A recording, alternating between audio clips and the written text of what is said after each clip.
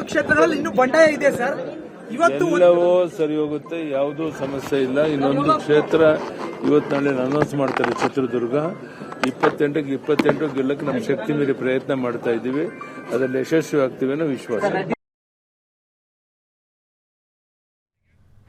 ಈ ಬಗ್ಗೆ ಹೆಚ್ಚಿನ ಡೀಟೇಲ್ಸ್ ಅನ್ನ ಕೊಡ್ತಾರೆ ನಮ್ಮ ಪ್ರತಿನಿಧಿ ರವಿ ಶಿವರಾಮ್. ಈಗ ಸಂಪರ್ಕದಲ್ಲಿದ್ದಾರೆ. ರವಿ ಶಿವರಾಮ್, ಟಿಕೆಟ್ ಹಂಚಿಕೆ ಕೆಲಸ ಮುಗಿತು, ಆದ್ರೆ ಈಗ ಟಿಕೆಟ್ ಸಿಕ್ಕಿಲ್ಲ ಅಂತ ಬಂಡಾಯ ಎದ್ದಿರುವಂತವರನ್ನ ಸಮಾಧಾನ ಪಡಿಸೋ ಕೆಲಸ ಆಗಬೇಕು. ಆದ್ರೆ ಇಲ್ಲಿ ಕುತ್ಕೊಂಡು ಸಭೆ ಮಾಡ್ತೀನಿ, ಅವರನ್ನ ಸಭೆ ಕರೆಸ್ತೀನಿ ಅಂದ್ರೆ ಐ ಥಿಂಕ್ ಅದು ಕೂಡ ಸಾಧ್ಯ ಆಗಲ್ಲ ಅನ್ಸುತ್ತೆ.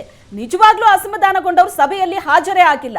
ಸೊ ಏನ್ ನಡೀತಾ ಇದೆ? ಸಾಧ್ಯವಾಗತ್ತಾ ಇದು ಬಿಜೆಪಿಗೆ?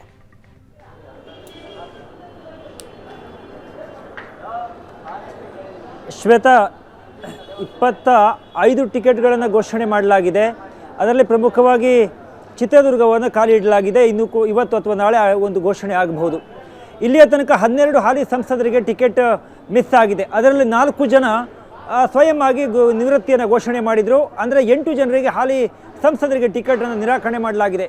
ಈ 8 ಜನ ಟಿಕೆಟ್ ನಿರಾಕರಣೆ ಮಾಡಿದವರಲ್ಲಿ ಕರಡಿ ಸಂಗಣ್ಣವರನ್ನು ಹೊರತುಪಡಿಸಿದರೆ ಬಹುತೇಕ ಮತ್ತಾರೂ ಕೂಡ ಅಸಮಾಧಾನಗೊಳ್ಳಿರೋದಾಗಲಿ ಅಥವಾ ಬಂಡಾಯದ ಮಾತುಗಳನ್ನು ಹೇಳಿರೋದಾಗಲಿ ಅಥವಾ ಕಾರ್ಯಕರ್ತರನ್ನು ಸೇರಿಸ್ಕೊಂಡು ಸಭೆ ಮಾಡಿರುವಂಥ ಯಾವುದೇ ಲಕ್ಷಣಗಳು ಚಿತ್ರಣಗಳು ಕಾಣ್ತಾ ಇಲ್ಲ.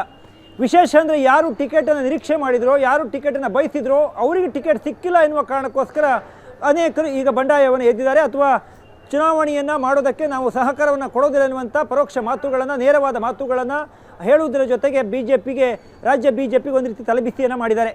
ದಾವಣಗೆರೆಗೆ ನೀವು ತೆಗೆದುಕೊಂಡಾಗ GM ಸಿದ್ದೇಶ್ವರರಿಗೆ ಈ ಬಾರಿ ಟಿಕೆಟನ್ನು ಕೊಡ್ತಾರೋ ಕೊಡಲ್ಲ ಅನ್ನುವಂಥ ಚರ್ಚೆ ಆಗಿತ್ತು. GM ಸಿದ್ದೇಶ್ವರರಿಗೆ ಟಿಕೆಟ್ ಕೊಡಲ್ಲ ಅಂತ ಹೇಳಿದಾಗ ಅವರ ಸಹೋದರನ ಹೆಸರು ಕೇಳಿ ಬಂತು. ಆದರೆ ಅವರ ಮೇಲೆ ಒಂದಿಷ್ಟು ಆರೋಪಗಳು ಅಥವಾ ಬೇರೆ ಬೇರೆ ರೀತಿಯ ಸ್ಥಳೀಯ ನಾಯಕರುಗಳ ಬಗ್ಗೆ ಅಸಮಾಧಾನ ಇರೋದ್ರಿಂದ ಅವರ ಪತ್ನಿ ಗಾಯತ್ರಿ ಸಿದ್ದೇಶ್ವರಿಗೆ ಟಿಕೆಟನ್ನು ಘೋಷಣೆ ಮಾಡಲಾಗಿದೆ. ಆದರೆ ರೇಣುಕಾಚಾರ್ಯ ಅವರು ಕಳೆದ ವಿಧಾನಸಭಾ ಚುನಾವಣೆಯಲ್ಲಿ ಸೋಲನ್ನು ಕಂಡಿದ್ದರು. ಅವರು ಲೋಕಸಭಾ ಚುನಾವಣೆಗೆ ಆಸ್ಪಿರೆಂಟ್ ಆಗಿದ್ದರು. ಮಾಧ್ಯಮಗಳ ಮುಂದೆ ನೇರವಾಗಿ ತಾನು ಕೂಡ ಒಂದು ಆಕಾಂಕ್ಷಿಯಾಗಿ ಹೇಳುವಂಥ ಹೇಳಿಕೆಗಳನ್ನು ಕೊಟ್ಟಿದ್ದರು. ಆದರೆ ರೇಣುಕಾಚಾರ್ಯ ಅವರಿಗೆ ಮಣೆಯನ್ನು ಹಾಕಲಿಲ್ಲ. ಈ ಕಾರಣಕ್ಕೋಸ್ಕರ GM ಸಿದ್ದೇಶ್ವರ ಅವರ ಕುಟುಂಬದವರಿಗೆ ಮತ್ತೊಮ್ಮೆ ಟಿಕೆಟನ್ನು ಕೊಟ್ಟಿದ್ದರ ಬಗ್ಗೆ ರೇಣುಕಾಚಾರ್ಯ ನೇರವಾಗಿ ವಾಗ್ದಾಳಿಯನ್ನು ಮಾಡಿದರು. ಚುನಾವಣೆಯಲ್ಲಿ ನಾವು ಕೆಲಸವನ್ನು ಮಾಡುವುದಿಲ್ಲ ಎನ್ನುವಂಥ ಮಾತುಗಳನ್ನು ಹೇಳಿದರು. ಈ ಎಲ್ಲ ಬಂಡಾಯವನ್ನು ಶಮನ ಮಾಡುವ, ಅಸಮಾಧಾನವನ್ನು ಕರಗಿಸುವ ನಿಟ್ಟಿನಲ್ಲಿ ಬಿಜೆಪಿಯ ಕಚೇರಿಯಲ್ಲಿ ಇವತ್ತು ಸಭೆಯನ್ನು ಕರೆಯಲಾಗಿತ್ತು. ಆ ಸಭೆಗೆ GM ಸಿದ್ದೇಶ್ವರ್ ಬಂದಿದ್ದರು. BS ಯಡಿಯೂರಪ್ಪನವರು ಸಭೆಯನ್ನು ತೆಗೆದುಕೊಂಡಿದ್ದರು.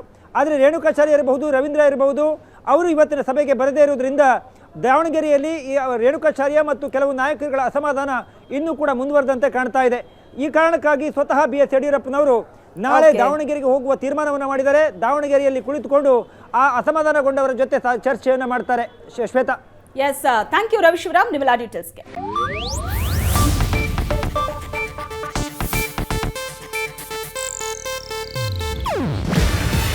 ಇದು ಏಷ್ಯಾನೆಟ್ ನ್ಯೂಸ್ ನೆಟ್ವರ್ಕ್ ಪ್ರಸ್ತುತಿ. ನೀವು ನೋಡ್ತಿದ್ದೀರಾ ಏಷ್ಯಾನೆಟ್ ಸುವರ್ಣ ನ್ಯೂಸ್.